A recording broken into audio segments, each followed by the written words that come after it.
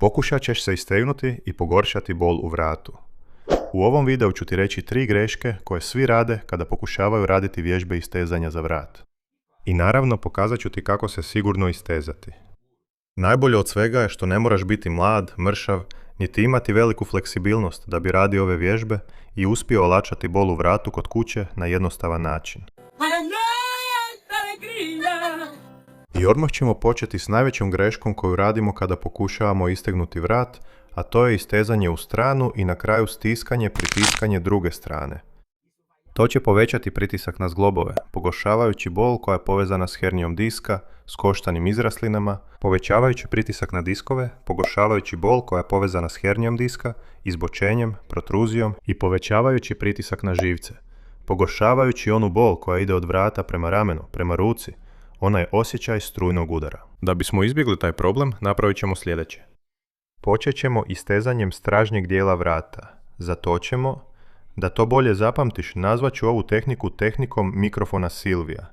Što? Sjećaš se mikrofona Silvija Santoša? Ono koji je išao od prsa do ispod brade. Da, dobro.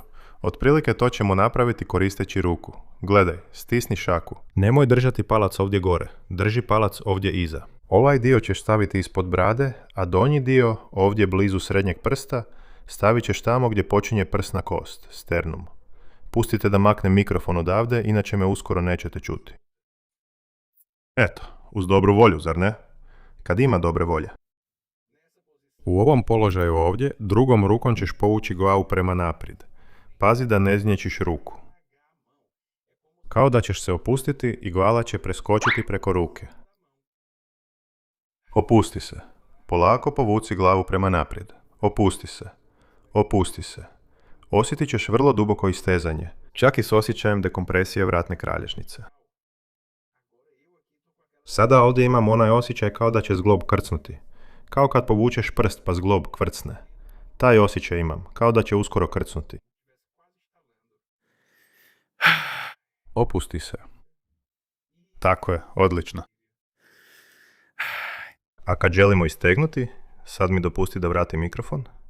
A kad želimo istegnuti stranu vrata, kako to radimo, a da ne stisnemo drugu stranu? Tajna je u ramenu. Recimo da ćemo istegnuti lijevu stranu, jel tako? Povlačimo prema desnoj strani. U tom slučaju, lijevu ruku stavljaš ovdje iza leđa, iza kralježnice. To će uzrokovati da rame padne dolje i spriječit će ga da se podigne. Ovdje ćeš polako povući glavu, lagano, dok ne osjetiš istezanje. Nježno istezanje. Osjećaš kako se istezanje puno više širi. Istezanje je puno potpunije, nego kad pustiš ruku da visi, pa rame ide za njom. Ovdje.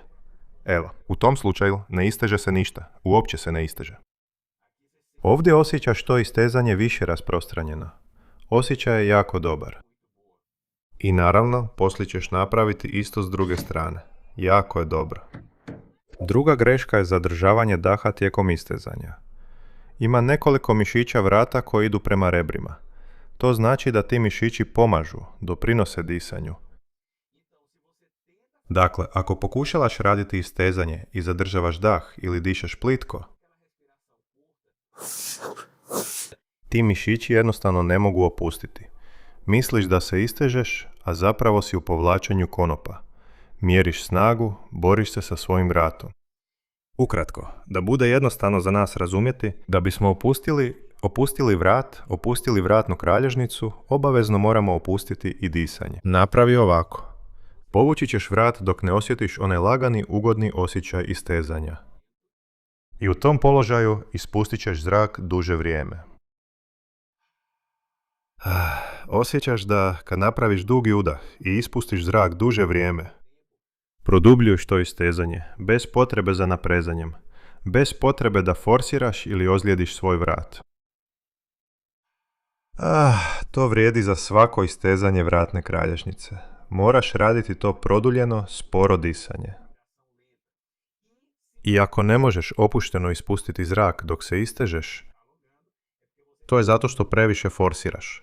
Manje vuci ovdje gore i produbi istezanje kroz disanje. Sad sam shvatio. Sad sam shvatio. Treća greška je što se ne istežeš dovoljno dugo. Kad radimo istezanje, želimo da se mišić opusti, da smanjimo napetost tog mišića. Želimo poboljšati cirkulaciju. Želimo opustiti fasciju, tetive i želimo rasteretiti zglobove. I sve to zahtijeva vrijeme. Kad napravite ono brzo istezanje, ono na brzinu,